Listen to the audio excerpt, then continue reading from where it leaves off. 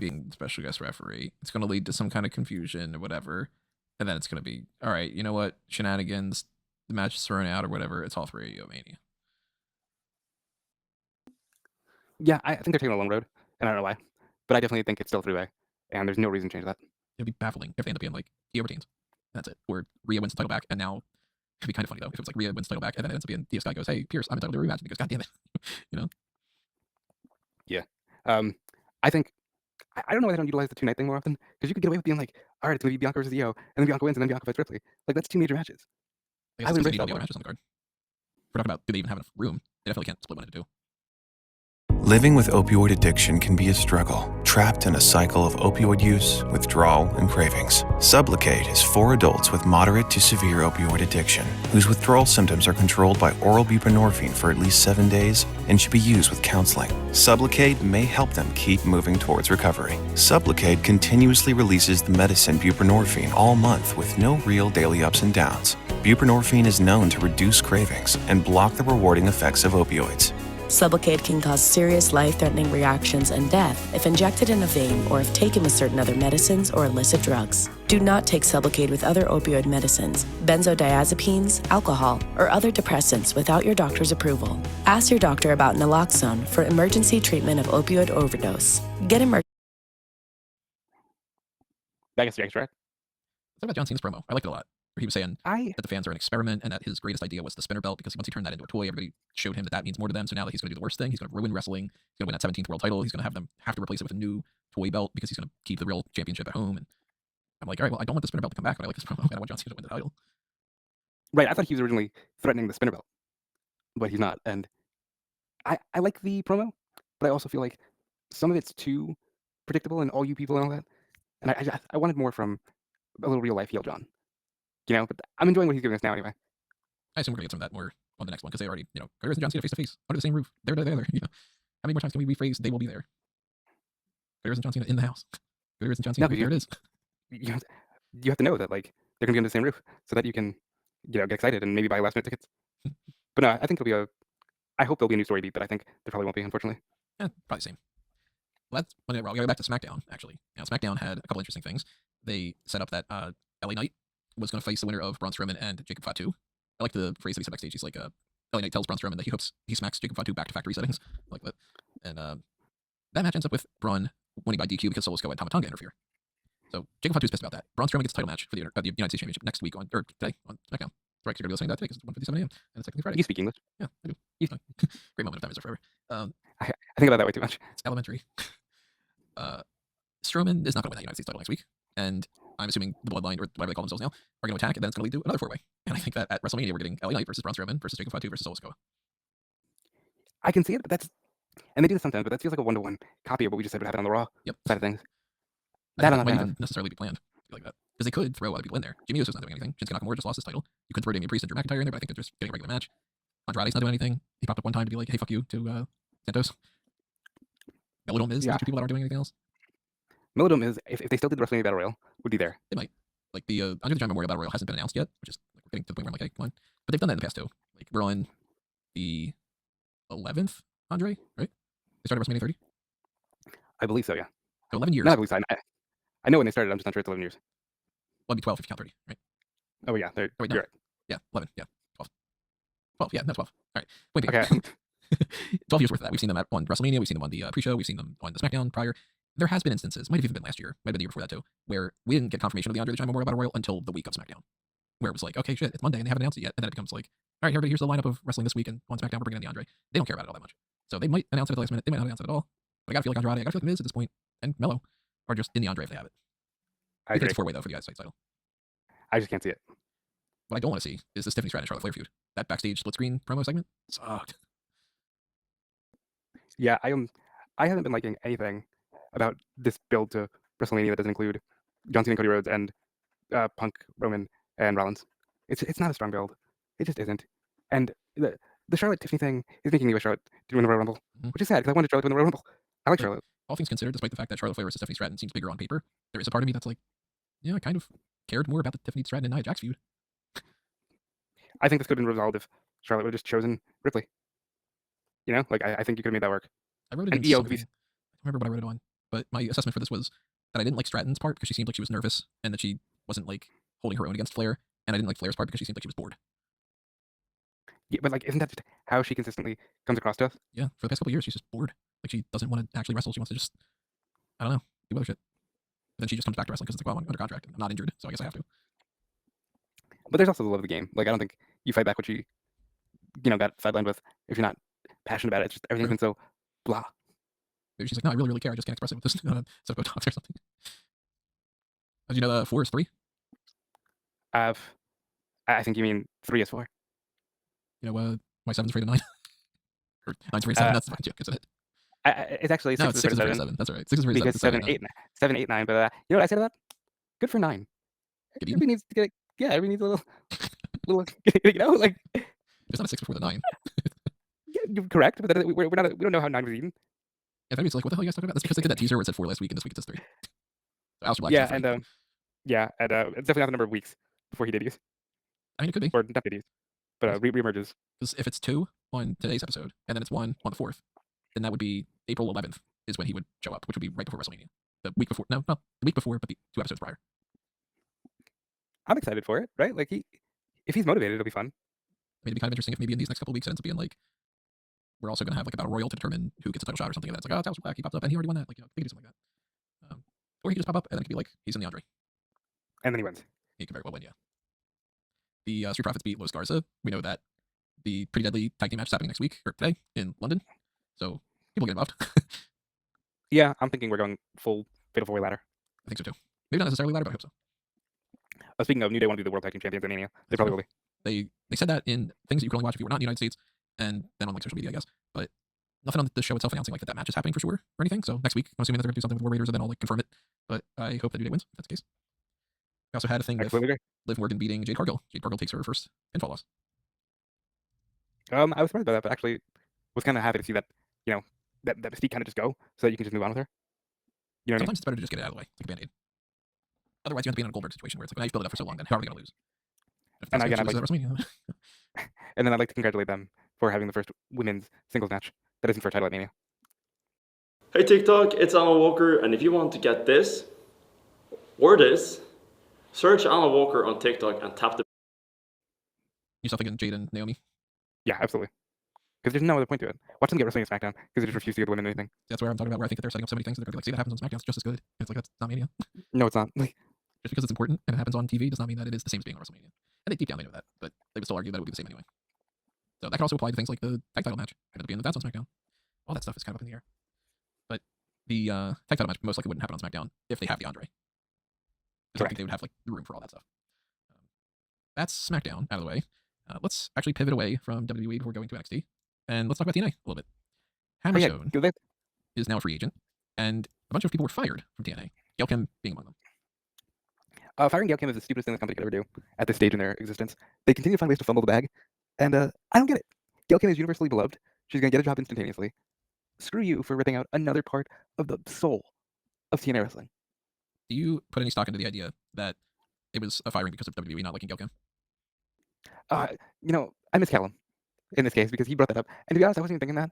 I was so wrapped up in my mindset of like, LOL TNA, you're failing again, that I was just like, when he said that, I just laughed because I was like, it'd be so funny if they went through all this trouble just to be like, not you, never you, out of here. Like they're that upset that they're like, well, if we're going to work together, Mr. TNA, you're going to need to get rid of that woman because we don't like her. Right. I don't think that makes any sense. I think that if they're harboring that much resentment, especially considering how many people are gone from WWE at this point, and how much the regime is new, like, what would Ari Emanuel care? Yeah, What and would to Rock be clear, I don't think that there's any validity to that. But I did laugh when Callum said it to me, and it makes me miss him doing these shows. Dang. Callum, hopefully having some sweet dreams right now, sleep instead of being up doing anything over there. He's probably actually getting ready for work or something because the times are different. That's right. I will say that I do think it's the genuinely worst move they could have ever made. They've lost everything that made TNA. Scott D'Amore, Gail Kim, Josh Alexander, the Motor City Machine Guns. What is TNA? Where's the soul of TNA? You keep letting these people go. They want to be aren't even in the Impact Zone all the time. Right. It just makes no sense to me. I'm glad that she's handling it well. Actually, going to test out something right now during the podcast. I want to see if there's any latency going on between Rob and I. So, Rob, when I say a number, when you repeat it as quickly afterward as you can, all right? Okay. 2. 2. I think we're getting a delay here. I Are don't we? like that. I think that. Let's try it again. 2. 2. There's a delay. Wait, hold on. Respond to me when I say the opposite of blue. You say The opposite of blue. Oh fuck. What's the opposite of blue? Answer the question. Does blue have an opposite? Yeah. Wouldn't you say red is the opposite of blue? I guess you probably will. Just give me something. I mean, like, all right, fuck that. All right, what is your favorite type of cookie? chocolate chip. All right, yeah, it was about a 20-second, 30-second delay. That's up. Can't be 20 seconds. Gotta be like a 2 second. You know, you might be right. If it's 20 late. seconds would be crazy. If we got a 2 It's second late. delay, Hi. then that's already giving us issues. That's not great for if we were to do like fan out tables. Yeah, that sucks. But we're gonna figure it out, guys. Well, we're see if we can tweak some settings or something like that. If anybody knows anything about Video Ninja as well, let us know. I'm gonna write a note about that to myself because that seems like that's gonna be an issue going forward, and I don't like that. Let's see, Video Ninja 2 second delay from up here. Video killed the ninja star. Video. Maybe there's other things about that on there. I don't know. All right, well, at least for today, we're gonna deal with this 2 second delay and come back to some of these other topics we were just talking about. So we have Okay, the Dr. Fire, Seuss. whatever. At least for today, we're gonna deal with this 2-second delay. Alex Hammerstone, free agent. You think he's coming to WWE? WWE wants him, so you know, I hope he lands somewhere good. He's a great talent. He's got that nice, you know, the big guy look. Not big guy like Ryback, not big hungry, but yeah, I'm sure he could eat. I'm exhausted. Sorry. No, but Hammerston's great. There's a certain, I wouldn't say they're their equivalents, but like I feel like if Hammerstone went to AEW, he would just be Brian Cage. Wardlow. Oh yeah. That makes sense. So- although Cage is a little more flippy dippy. What do you mean? Hammerstone is not flippy dippy. Like just in general Yeah. being able to do those moves? Yeah. So the like my preference is that Hammerstone goes to NXT. I think that's gonna be best for him. Yeah, and I'd like to see him advance. I thought TNA was gonna be great for him, but it turned out to not be. Story of TNA's life. So with him gone and Gail Kim gone, I'm kind of thinking Gail Kim could potentially go to AEW. And I think they'd be stupid not to take her. there's who was it? That was I'm trying to think of. Oh, I have the names listed. Never mind. I was gonna say there's somebody else that's gone from TNA, but no, it's right. It's Saraya gone from AEW. So what the hell? Well, did I just mention it? Let's talk about it. Saraya's gone from AEW, and she could be popping up at any point anywhere else. But she said that she wants to take some time away from wrestling for a little bit at least. So I'm not anticipating that she's going to pop up at WWE, even The by thing the is, end of the though, year. The thing is, though, they certainly are in London. That is true. For the next 2 shows, they're in London. Hmm. I could see something happening. That's interesting. I didn't think about that. I don't know what I would want to see happen, but I could see Paige returning. So I still don't think that's going to happen, but you got me thinking at least. I do think there's a chance she does pop back up in WWE, but I also kind of think that WWE is not going to want to really pay her a whole lot and use her a whole lot. So she might think that she's going to get re-signed, and they might also just go, we're going to pass. Yeah, I think she wants to go back though, so I think they'll probably find a way to get her in there. Well, WWE signed somebody new. We have a new ring announcer for SmackDown, Mark Shannock. Otherwise, He's known going as by Mark Nash. Nash. And our chance to hear him, I guess, for the first time today. I think he might be already debuting. I believe so. Can't comment on it yet, see if he's any good, but he seems like he's got a pretty good track record behind him. So, we'll see. The test story's working out pretty well. I agree. So I'm assuming that this means that Lillian is not going to stick around. And that whole thing about, like, it's not permanent is that they found their replacement. Yeah, she had said that she wasn't sticking around to the last SmackDown before her before the European tour. She departed WWE. Style and substance. In the GMC Sierra. Or get over $5,300 total value on select Sierra 1500 models. So she's actually just like gone already? No. She's doing that's departed. Sorry, Yeah. she's doing like the Saturday Night Main events and occasional special things, but not doing the week to week anymore. Okay. They probably ever signed on like some Legends deal or something. Maybe, I don't know. Talk about this. Somebody that's not confirmed in any way to have been signed, but did pop up. Von Wagner was on Dynamite. Calvin Bloom is the real name for anybody. It's Cal Bloom. He could go by. He was part of the security team that was trying to stop Powerhouse Hobbs and everybody from fighting. That's kind of sad, isn't it? Goes from being Like- security guy that doesn't have a character in NXT to being a character, a prominent character, to background security. We're gonna pretend that he's not a real wrestler kind of spot again. And like I'm not gonna sit here and say Von Wagner was an amazing wrestler, right? But like, come on, you're really gonna put him as security when he was one of maybe top 10 utilized names in NXT during his era? Yeah. I'll tell you what though, with the lack of Come Tuesday, that post Nut Clarity Wednesday must have been really hard. I guess we should choose that transition to talk about how the Viva Las Vegas Wedding Chapel is offering Love SmackDown themed wrestling weddings during WrestleMania season. So That's right. WWE's Right. got the After Dark stuff, and if you want to get married in Las Vegas when you're there for WrestleMania, you can do a wrestling themed wedding there. I want to get married in Las Vegas with a wrestling theme. They'd be like, Yeah. funny enough, the wrestling theme is, and then they pick one of the times that the marriage went downhill in WWE. Like, it'll be like, the wrestling themed wedding is Teddy Long and Crystal Marshall. Oh, fuck, now I gotta have a heart attack. Like, Right? Yeah, you have to do that on the spot, or it's gonna be like, and here to be your officiant is Eric Bischoff. oh no, wow, you're really trying to make my Vegas wrestling wedding dreams go up in smoke. So, No, but I congrats. think it's cute. Like if you're in Vegas and you want to just do a quickie wedding, you get to be married by like a luchador. It's fun. It's You would get remarried and then do it in Vegas. Caroline would be down for that, right? not at all. Be like, let's go to Vegas. I don't. No, wait, why are we doing a wrestling themed? Congrats to a real wedding though. Ricochet and Smith Irvin got married. So Yeah, Maybe I'm happy to go. they seem awesome. They seem like they're really happy. I'm happy for them. that was they even had a little segment with his promo on Dynamite, just being like, "This is the here at my wedding. This is gonna be the best day of my life until I win that international title." That was pretty good. Yeah, honestly, I wouldn't have even known that they were getting married if not for that. I mean, I knew they were engaged, but like, I think it's cool that he bothered to cut a promo from his wedding. Yeah, I didn't think that was gonna be the case for like yeah, it was actually his wedding. Like I was like, oh, maybe they're on like vacation for the next couple days and his wedding's tomorrow or something. This is just an outfit he's wearing for like a dinner thing or something. But yeah, he took time away from his actual wedding to do that.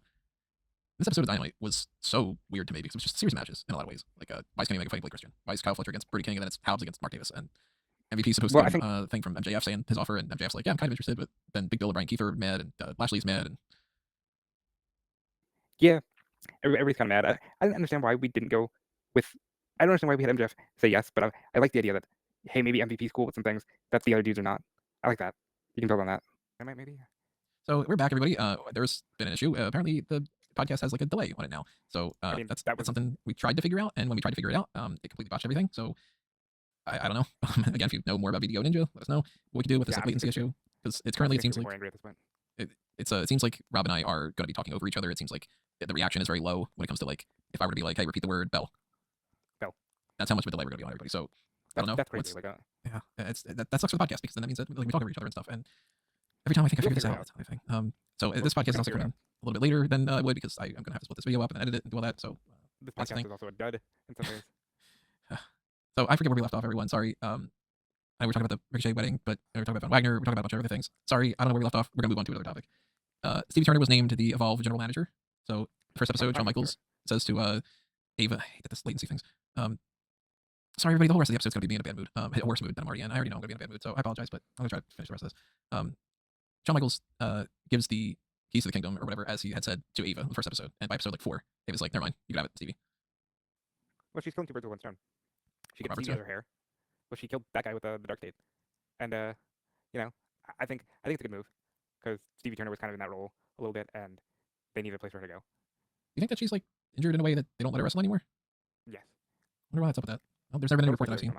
Total speculation on my behalf, but the fact that she just doesn't wrestle makes me think so. Yeah, there's nothing that I've come across that actually said like this is what happened, this was her injury, this is whatever. But she hasn't stepped in the ring in a long time, and I'm surprised that they didn't release her. But I feel like maybe they didn't release her because they feel bad about that. Like maybe she's too injured to be able to wrestle anymore. They're like, let's keep her on for this role. Let's do that. You know, It's totally possible. I also think that she's, got some good qualities to maybe make this work. It's kind of like how, look, Ava wasn't going to get fired, but she's doing a lot better in the GM role than as a wrestler. and so congrats to Stevie Turner for that. We've talked about NXT. We might as well talk about how Stephanie McCare retained both of her titles. Yeah, that was a shock. Did not see that coming. I was assuming it was a guarantee that she would lose the women's North American title, and she retained it. So she's gonna walk in the stand unless they do some kind of title change on like this next week or something like that randomly. She's gonna walk in the stand and deliver with both titles, which now makes me think it's the opposite effect. She's going to have a North American Championship title defense at Stand and Deliver, and she'll retain that, and then she'll have to defend the NXT Women's Championship later on in the show against Jordan Grace. Jordan Grace will beat her. So she keeps the North American title that she already had that they wanted to book her for in the first place, and then in the meantime you do Vaquero versus Julia because they knew that Jordan Grace didn't have somebody to work with, and it was like we want Jordan Grace versus Julia at Stand and Deliver, and Julia can't do it because of a visa issue seemingly. So instead of it going to be Jordan Grace doesn't have anybody, it's Vaquero wins the title and she fights Jordan Grace. Now I think that they could have just had Jordan Grace against Jada Parker, and they could have just had Jordan Grace beat Julia. But I guess they figured, you know what, let's give it to Vaquero and give her a second title reign, and then that way when we move her up to the main roster, she's already won both belts. Actually, did I lose you? No, you can hear me. I can hear you. Oh, God, thank God. I heard everything get quiet for a second. I thought I lost you again. That's just a delay, I guess. Unless you didn't hear all of what I was just saying about Vaquero and Jordan Grace. No, I think Vaquero versus Grace seems like the way to go. I think it would have been Grace at Stand and Deliver no matter who the champion was. But I thought that Vaquero would just lose the North American title, right? Like, it seemed like they were going with, I'll let you go back to Fallon, and she can lose it to whoever. And now, like, Vaquero is doing double duty, maybe? They could always wake up tomorrow and be like, actually, we're going to strip her of the title, and we'll have it up in a ladder match, or whatever, and then do Vaquero versus Grace. Do you agree with me that Vaquero is not walking out of Stand and Deliver with both championships? I think she's not working out with any.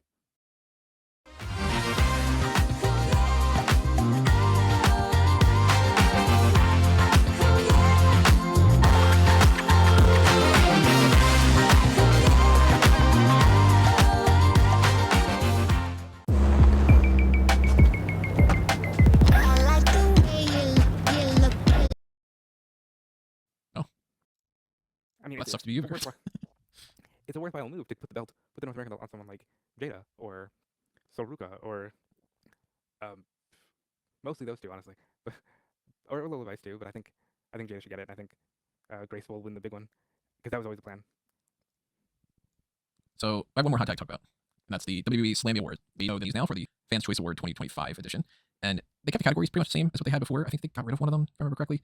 But last year they also added new categories when they actually did the show. So for anybody that's curious, it's going to be the same as it was last year. They're going to do it on Sunday, WrestleMania Sunday, from WWE World. It's going to be hosted by Big E and Kathy Kelly, same as what they did last year, and it's going to be streaming on like the social channels. So it'll be like on YouTube and such. I mean, I would assume it'll be on YouTube. It's probably going to be on YouTube more than it would be on just X or something. But here are the nominees for these categories. So there's only 2 nominees for Social Star of the Year: Chelsea Green and Drew McIntyre. And as far as I'm concerned, either of them can win. I'm gonna guess Drew will probably win that one. I'm down for it. Either one, I'm cool with it.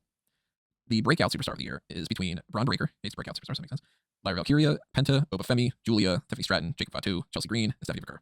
I think the winner is going to be Jacob Fatu. And to be perfectly honest, I can see a lot of these people winning, and I'd be okay with it. Stephanie Vicker is a 2-time champion. Tiffany Stratton, cashing money in the bank, won the title. Chelsea Green, United States champion. Oba Femi, kicking ass. Julia wins the US title. The women's title. I don't think that she deserves to do that. I don't think that Lyra is as big of a win as like Vickers, for instance, or Stratton's. Braun Breaker, same kind of thing. No, Penta. A lot of people want to vote for Penta too. But I think Jacob Fatu. I would like for it to be Jacob Fatu. He's done so much in such a short time. I would like for it to be him. The WTF moment of the year is between R-Truth calls Triple H Ciampa, which he's done that before, so I don't think that's really as funny as it was before. Kevin Owens car interviews, no. Dominic Mysterio in the shark cage, no. Chelsea Green goes into the dumpster, no. I show speed with Logan Paul at WrestleMania, no. I show speed at the Royal Rumble is more interesting than that. I might put that one over. LA Knight in Logan Paul's pool. I don't even remember that. Yeah, that happened during the build to their SummerSlam match. R-Truth wrestles with John Cena. Rabid noises from Tama Tonga, so just the WTF moment of the year is just him going dee dee dee. Jacob Fatu's "I Love You" solo, which that gets my pick. That's the one. And the Wyatt Six debut. Not a chance. I love you solo. I love that.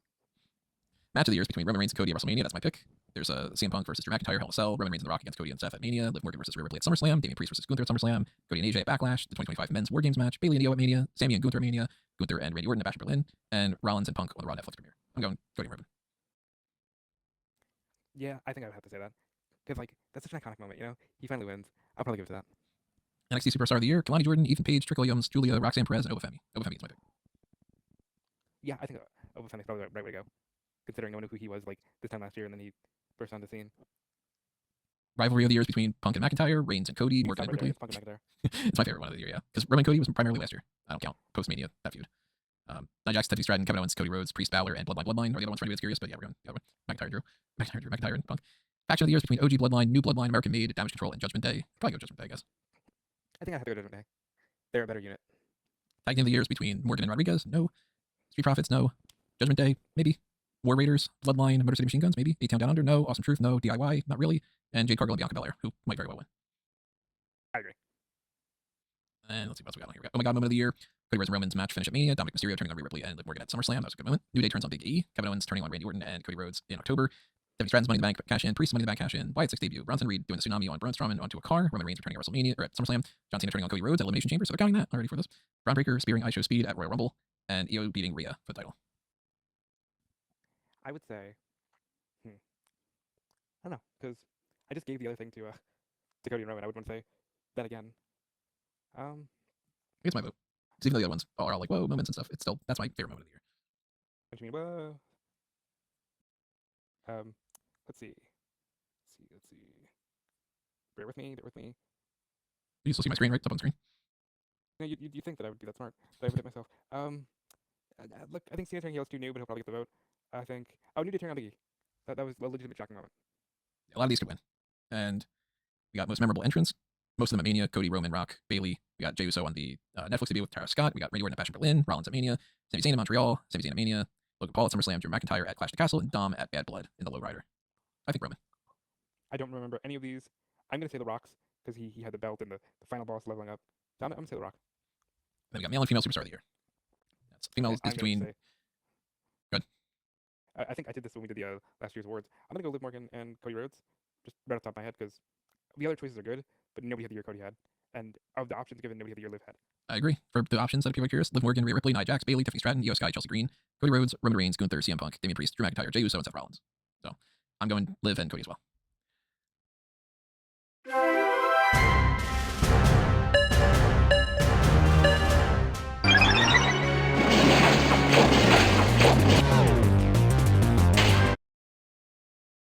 that wraps up our hot tags. Now, it wraps it up in the sense of recording and then me editing. I have to do all that stuff. Again, I don't know what's happening with this latency. This is our backup option for things, and that might be an issue. So, It's a apologies. backup option.